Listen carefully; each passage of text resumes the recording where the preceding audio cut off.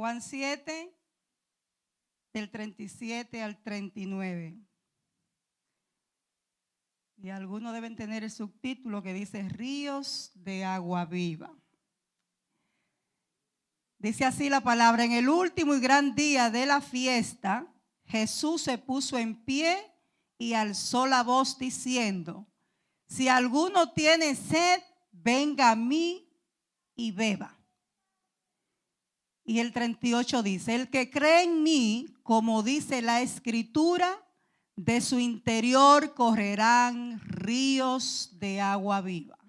Aleluya, preciosa palabra del Señor. Levanta tu mano ahí donde tú estás y vamos a pedirle al Señor que en esta mañana usted desea que el agua viva brote de su interior. Así que, Padre, en el nombre de Jesús estamos en esta hora aquí sediento de tu presencia, sediento de esas aguas vivas, Señor, que tú prometiste, Señor mi Dios, en aquel tiempo. Te entregamos nuestro corazón, mi Dios Padre, para que tú entres, Señor, de ti mismo, de esa agua que tú prometiste.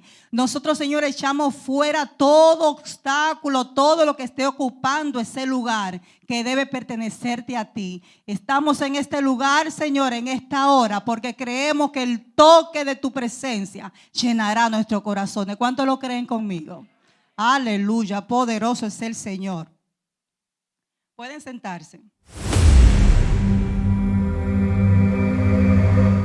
Dice la palabra que en el último y gran día de la fiesta, en el último y gran día de la fiesta, o sea que aquí el Señor está hablando, el evangelista está hablando de una fiesta. Estaban en el último y gran día de una fiesta. Esta fiesta que se está refiriendo el evangelista son las fiestas del tabernáculos. La fiesta del tabernáculo era una de las grandes fiestas, de las 3 fiestas de peregrinaje que se celebraban en Israel, que duraban varios días. En este en especial duraba una semana. Y es algo que el Señor ya había puesto en el Antiguo Testamento. Si van por número 23, en número 23 podemos encontrar todas las fiestas que fueron puestas por Dios para que se celebraran. Entonces era una costumbre que a través del tiempo se celebraran las fiestas cuando eran ocasión. Generalmente las fiestas de tabernáculo se celebran por los lados de octubre, septiembre, octubre, noviembre, por ahí. Todos sabemos que hay otras grandes fiestas, la fiesta de las Pascuas, por ejemplo, la fiesta que celebramos el domingo pasado, la fiesta de Pentecostés, ¿se acuerdan? Que se asocia con el derramamiento del Espíritu Santo. Entonces, realmente en la fiesta de los tabernáculos, no sé si ustedes han visto o escuchado que los judíos hay un tiempo que preparan como unas chocitas, como un tabernáculo, y en Israel, por ejemplo, las ciudades se llenan en los parqueos, hacen como una especie de casita, de chocita, y se pasan una semana ahí, como si fueran pastores. Eso simbolizando esta fiesta, porque en esta fiesta lo que se celebra, varias cosas. Una de ellas es, antiguamente, cuando las personas iban a trabajar al campo, que no le daba tiempo volver a la ciudad, pues tenían que hacer en el medio del campo esta chocita para poder estar ahí y hacer lo que tenían que hacer y entonces volver a su pueblo. Esa era una de las cosas que celebraban. Por eso una de las cosas que se hacían en la fiesta del tabernáculo era traer la cosecha, un obsequio de cosecha, porque tiene relación con las cosechas que Dios le dio. Porque aunque tú siembres, si Dios, aunque tú pongas lo que pongas, si Dios no da el fruto, no hay. Otras cosas de las que se asemejan a la fiesta del tabernáculo, también se relaciona a la venida del pueblo de Egipto. Todo ese proceso en el desierto, ellos también tuvieron que morar en una especie de estas cosas. En un tabernáculo, en chocita, usted sabe que estaban por familia. Entonces esa tradición siguió todo el tiempo y por eso en una de esas celebraciones, porque Jesús participaba en esas celebraciones porque eran cosas necesarias, eran ritos importantes. Y vemos que el último día de la fiesta, que era el día más importante, porque lo que pasaba en esta fiesta es, ustedes saben que estaba el templo, que era donde se daban todas las adoraciones. Entonces, durante toda esta semana salían sacerdotes del templo y bajaban un camino y bajaban hasta un estanque que se llamaba el estanque de Siloé. Entonces ahí ellos venían con una vasija de oro, cogían agua, la llevaban otra vez, caminaban como una procesión arriba y la echaban alrededor del altar de donde se adoraba a Dios.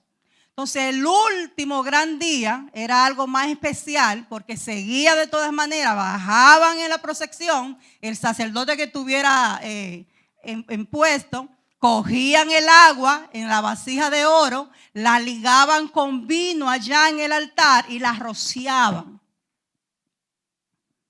Wow, esto era cuando se asocia el vino es de alegría.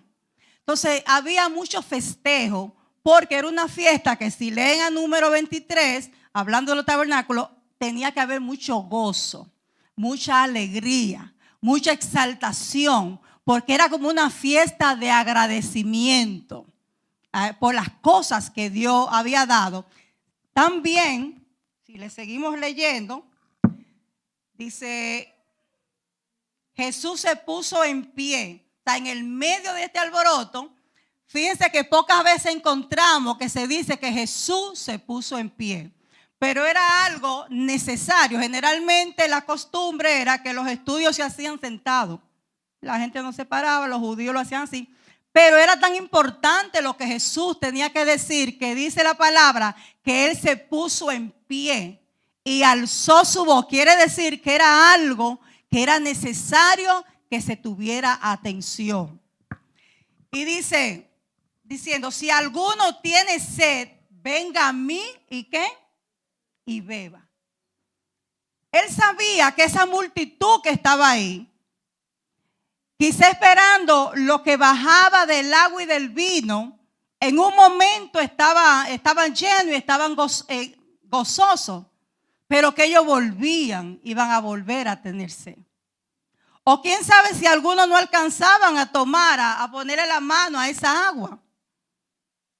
Y tenían sed como quiera, aunque estaban en ese lugar, aunque estaban en esa fiesta. Y ahí el Señor quiere comenzar a hablarnos a nosotros.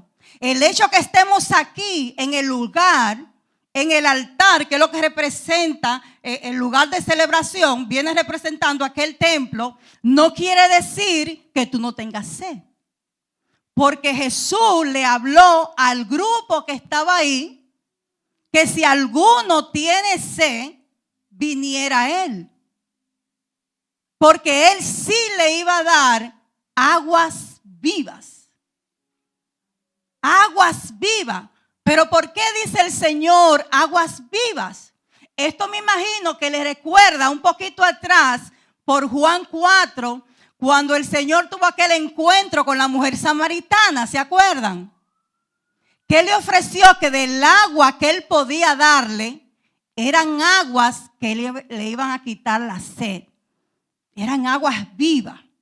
Sabemos que hay una diferencia entre el agua aposada, como aquella agua que estaba en aquel estanque del Siloé, que era solamente se llenaba cuando venían muchos ventarrones y mucha agua.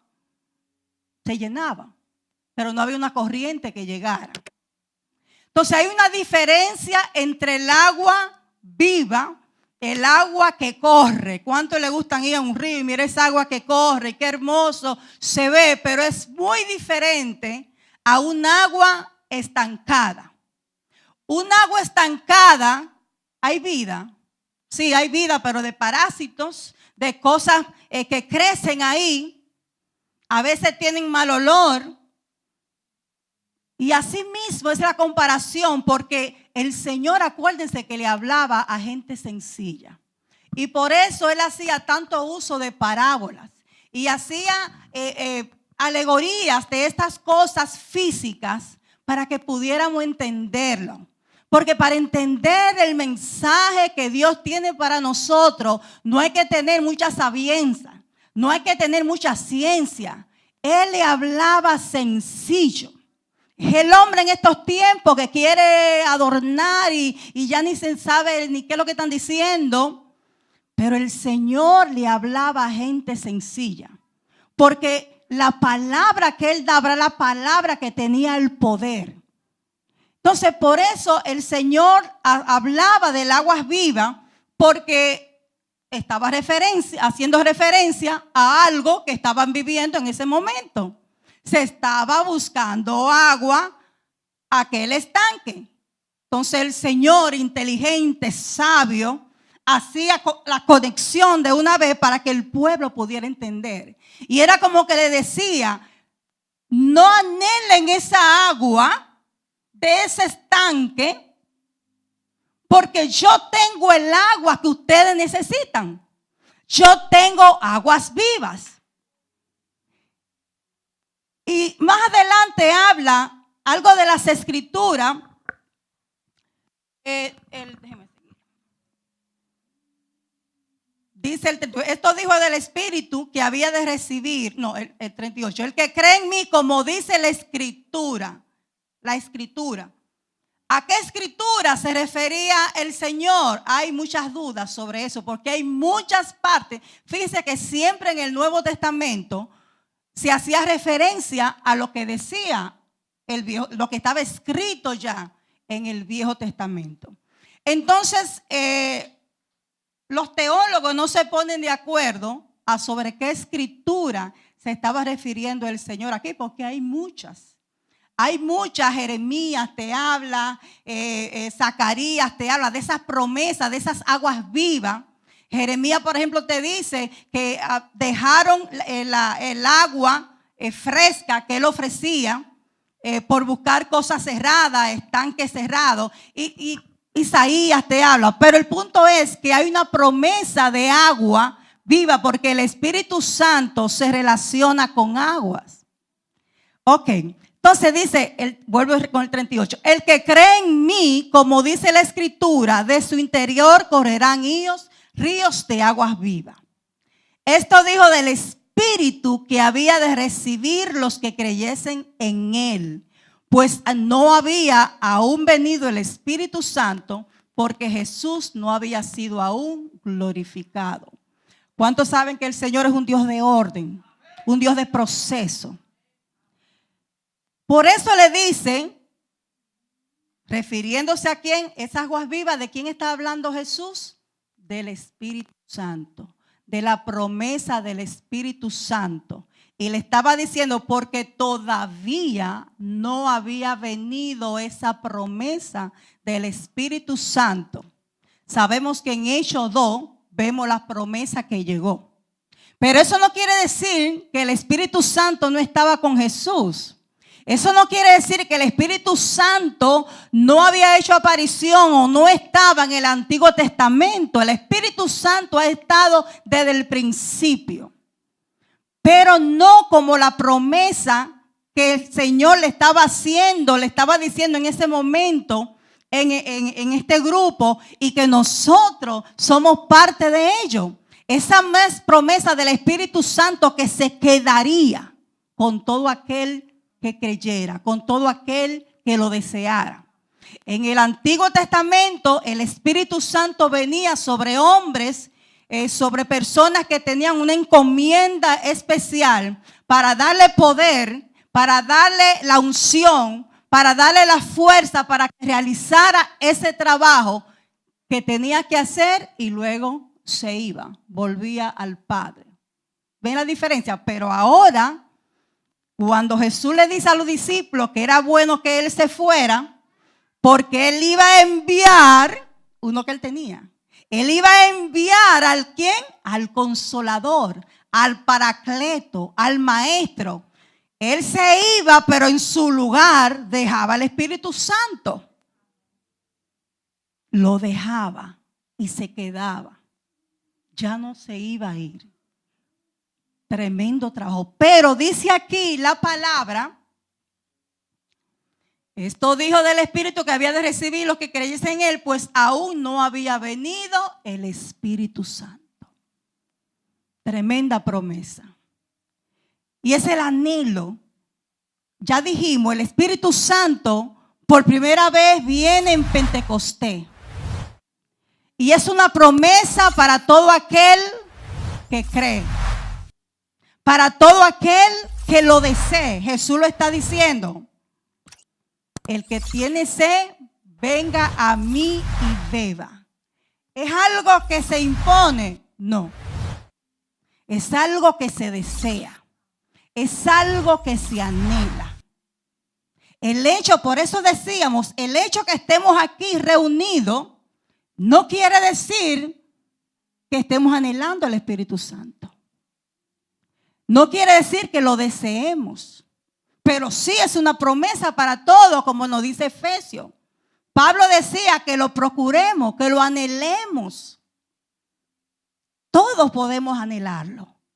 Entonces el Espíritu Santo es una impartición que viene personal. Cuando nosotros confesamos al Señor Jesús y somos salvos, dice Efesios que somos sellados, ¿verdad? Por el Espíritu Santo. Somos sellados. El Espíritu Santo está ahí. Pero el poder del Espíritu Santo necesitamos desearlo. Y está ahí para nosotros. Lo que pasa es que han venido tantas contradicciones y tantas maneras de hablar del Espíritu Santo. Porque estamos pendientes quizá a los más pequeños. Pero el Espíritu Santo en su manifestación tiene tantas cosas que tiene que darnos. Por ejemplo, en el libro de Hechos 2, y lo pueden buscar, pero ya hemos hablado todos estos días de eso. Dice la palabra que estando reunidos en el aposento alto, también hay investigadores que dicen que realmente no saben si el aposento alto era una parte en el mismo templo porque estaban en celebración. Pero lo importante es que estando reunidos, unánime, vino el derramamiento. Vamos a buscarlo en Hechos. ¿Cómo fue que llegó? Calladito.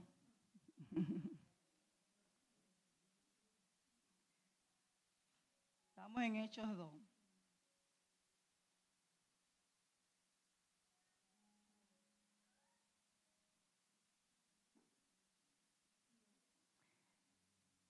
Díselo. Cuando llegó el día de Pentecostés, estaban todos unánimes juntos. Lo que celebramos el domingo pasado, ese es el día de Pentecostés.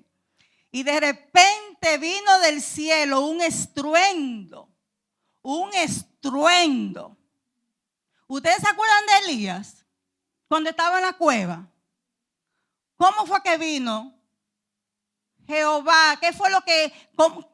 Era el Espíritu Santo. Él vino como estruendo ahí. No, vino apacible. Porque tú ni yo le vamos a poner la manera como el Espíritu Santo se va a manifestar. Ni tú ni yo. Él lo hace como Él quiera. Su presencia entra como Él decida. Nadie le va a poner condiciones al Espíritu Santo de cómo se manifieste.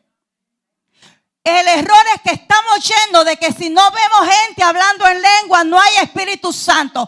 Eso no es lo que dice la palabra.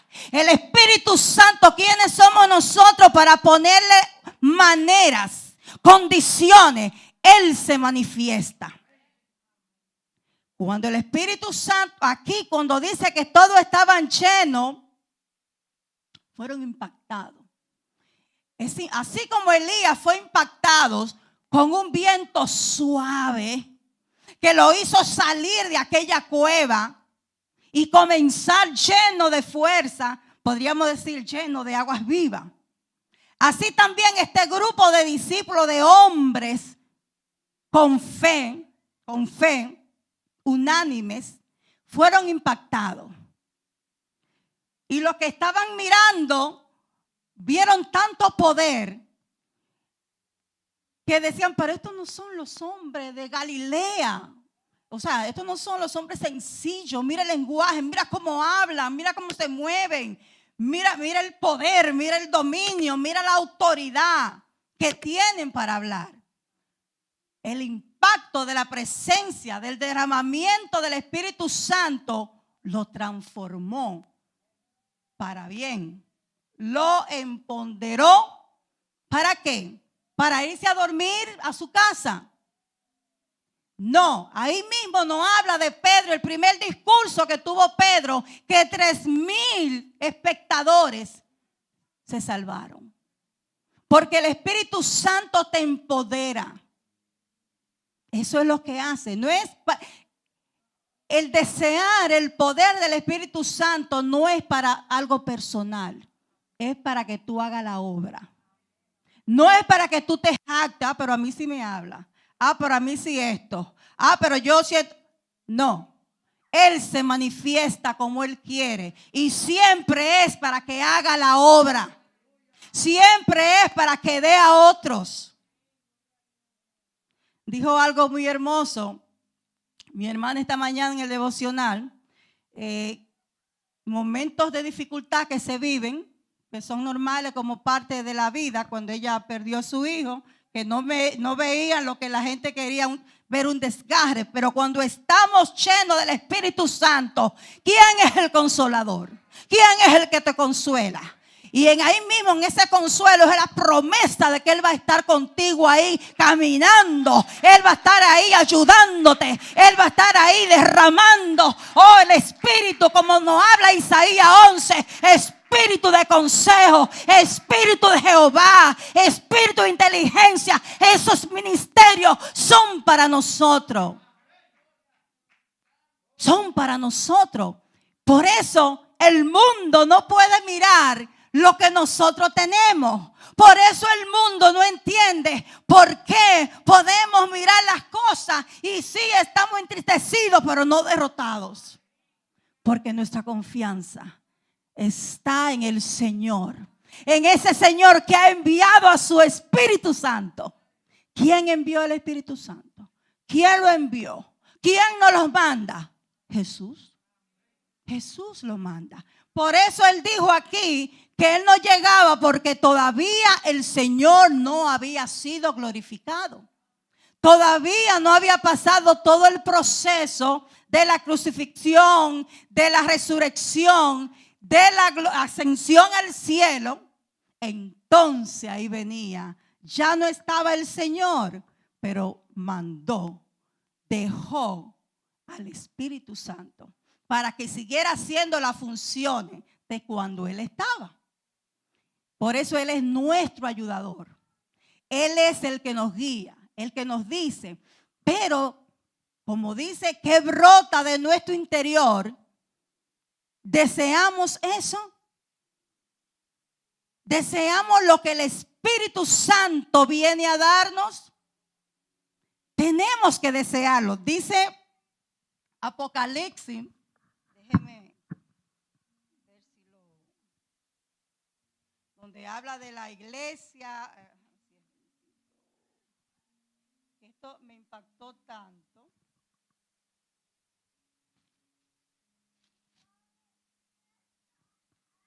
Porque a veces estamos, pero no estamos haciendo, no estamos deseando, no estamos entendiendo. En Apocalipsis 22:17, el escritor de Apocalipsis dice, y el Espíritu y la esposa dicen, ¿quién es la esposa? La iglesia. El Espíritu y la esposa dicen, ven. Y el que oye diga, ven. Y el que tiene sed, venga. Y el que quiera, tome del agua de la vida gratuitamente. No hay obligación. A nadie se va a obligar. El Espíritu Santo no va a obligar a nadie de que venga y tome. Que compre sin dinero, como nos dice Isaías, que compre sin dinero. Por eso dice, ven. Y el Espíritu, ¿cuál Espíritu? ¿Cuál Espíritu? El Espíritu Santo. Y el Espíritu, que es el que convence, te dice, ven. A través de la iglesia, ven y toma. ven y compra.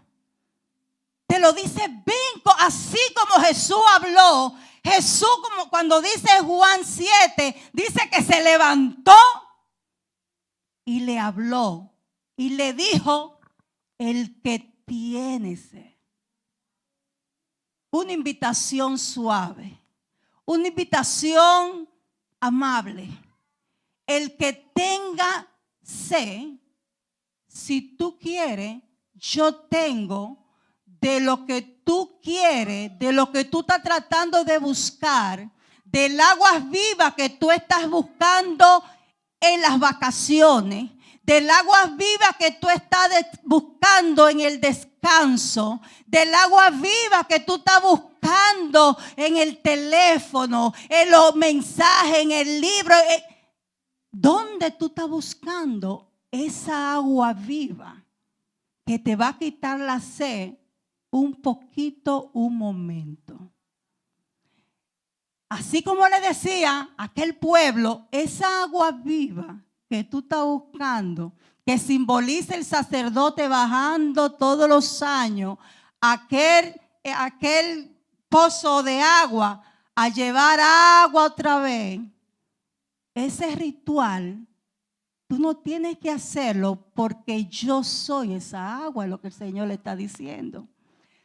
Él es el agua viva. El Señor le estaba diciendo que Él era el agua viva. El agua viva que tomaba y no volvían a tener sed. Pero es algo que se da porque se desea. Porque se desea. No se impone. Y cuando el Espíritu, porque a veces queremos el fruto. Esos frutos fueron de bendición, ponerlo ahí. El fruto del Espíritu Santo, a veces eso es lo que queremos. Pero para llegar al fruto del Espíritu Santo, tenemos que dejar que el Espíritu Santo trabaje en nosotros. Y lo primero que el Espíritu Santo viene y trabaja, acuérdense que Él por orden. Así como Jesús murió, resucitó y ascendió, y después vino el Espíritu Santo, así el Espíritu Santo también sigue orden. La orden es que seamos convencidos. Que venga el arrepentimiento a nosotros. Lo primero que hace el Espíritu Santo en nuestras vidas, traer arrepentimiento. ¿Arrepentimiento de qué? De obras muertas. ¿Arrepentimiento de qué? De no servirle al Señor como Él merece. ¿Arrepentimiento de qué? De no valorarlo como el agua viva que es Él. ¿Arrepentimiento de qué? De solamente llegar a Él y tocarlo cuando necesitamos. ¿Arrepentimiento de qué? De los vicios, de las contiendas. ¿Arrepentimiento de qué? Del poco dominio, del bajo dominio. ¿Arrepentimiento de qué?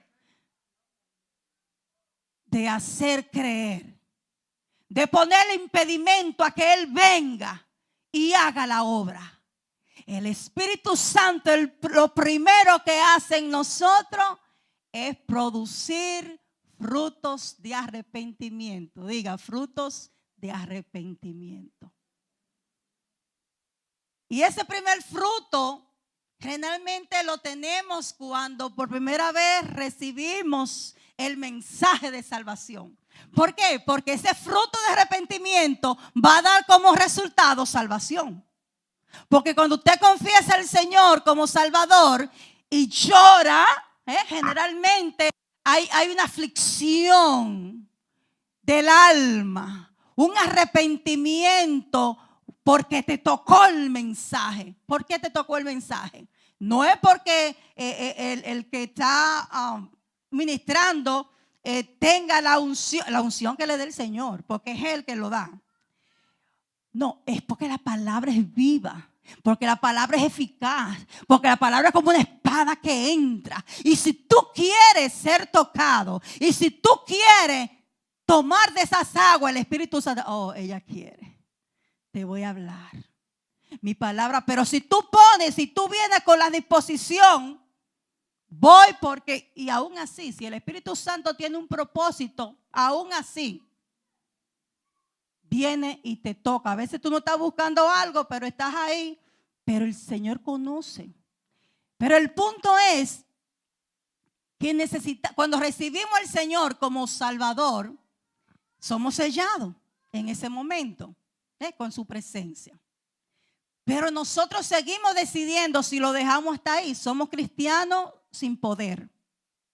Porque sí lo tenemos, pero no hemos preparado, no le hemos dado el permiso, no hemos hecho la entrega que tenemos que hacer para que Él venga a empoderarnos, para que Él venga a manifestar sus dones sobre nosotros, para que Él venga a ayudarnos a ejercer los ministerios.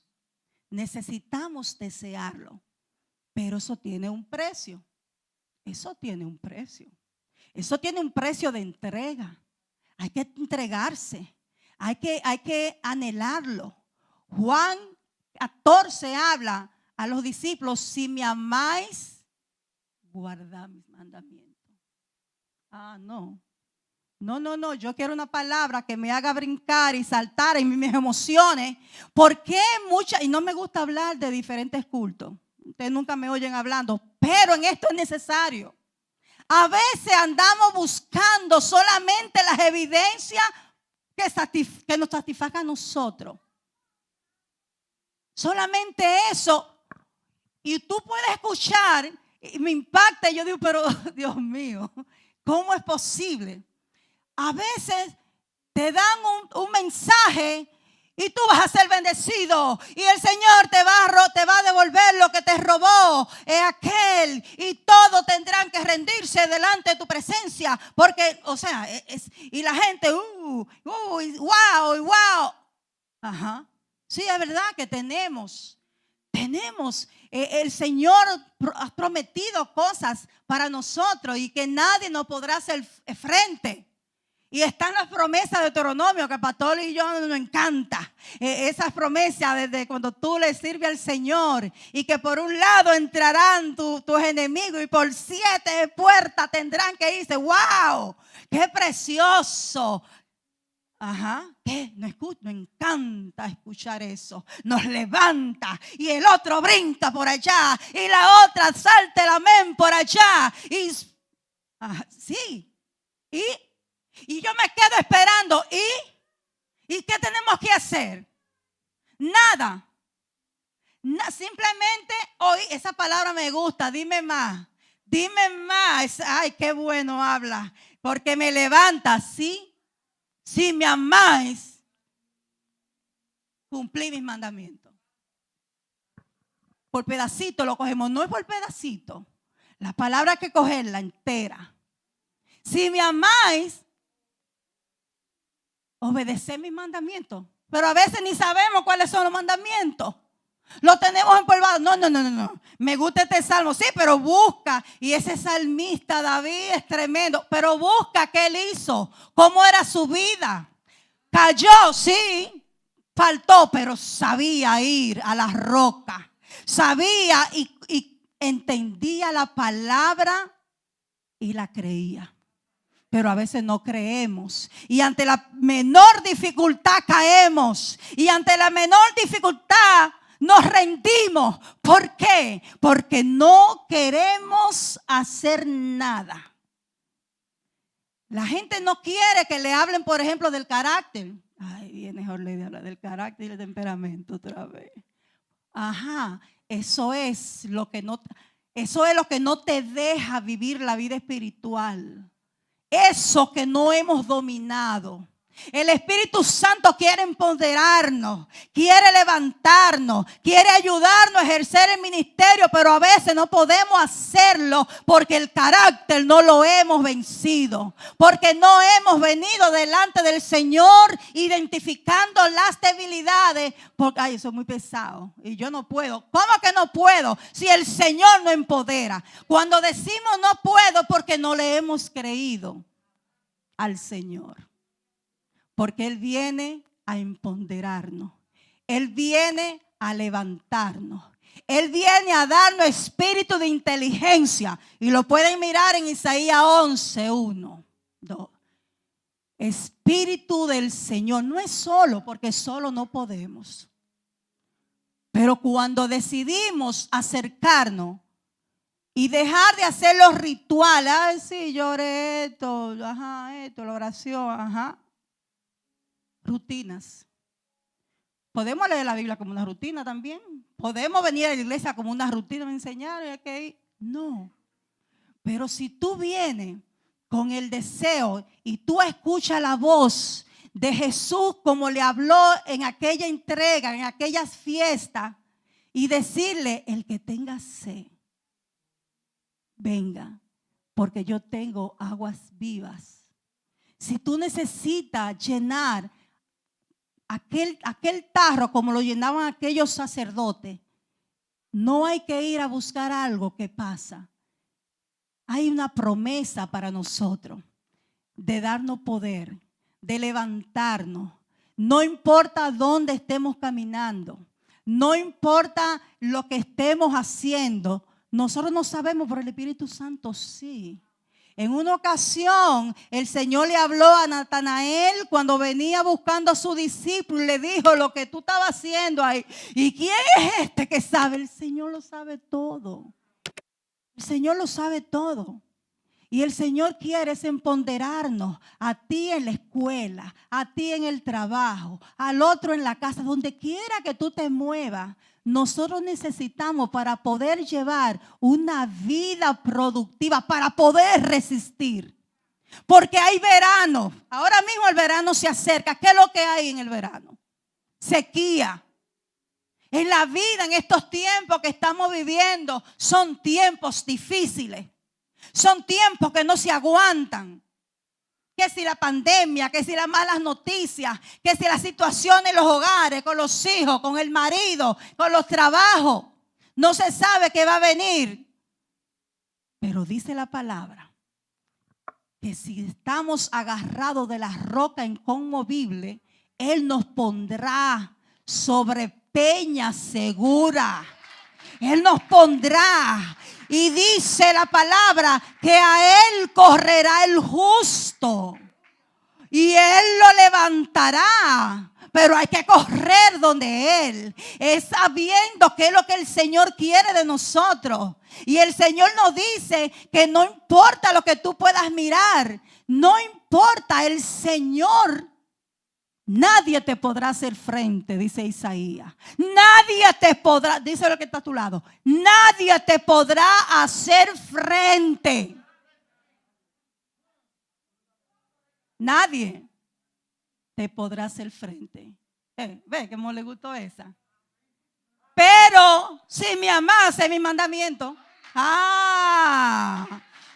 ¿Qué es lo que yo quiero? Señor, ¿qué tú quieres? Yo quiero de esas aguas vivas. Yo quiero de esas aguas vivas. Porque eso viene como una consecuencia. El buscarlo en fe. El creer su palabra. Y entonces todos esos frutos vienen sobre ti. Y entonces podremos resistir lo que viene. Lo que pueda venir o lo que ya vino. ¿Por qué? Porque nuestra fuerza no está en las cosas que están pasando. Nosotros estamos agarrados de las rocas. Nosotros tenemos el agua viva. Digo, yo quiero el agua viva. Esa agua viva es la que te va a hacer caminar por el desierto y que brote de delante de ti. No tienes que llevarte una copa con agua, un vaso con agua, porque te va a dejar en el medio. En el medio de la sequía te va a dejar y te vas a secar. En el medio del problema, de la dificultad, te vas a caer. No vas a poder levantarte. Y va a venir el enemigo a hacer estrago de ti. Y te va a traer depresión. Y te va a traer enfermedad. Y te va a traer falta de motivación. Y te va a derrotar. Y te va a poner cosas delante de tus ojos en tu casa. Y te va a poner para que tú tengas conmiseración de ti mismo y te victimices. Y tus fuerzas bajen. Pero ¿cómo?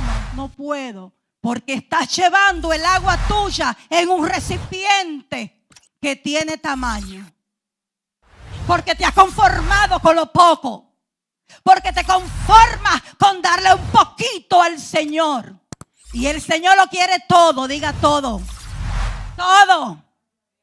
Al que no escatimó ni siquiera a su hijo, al único, también lo quiere todo.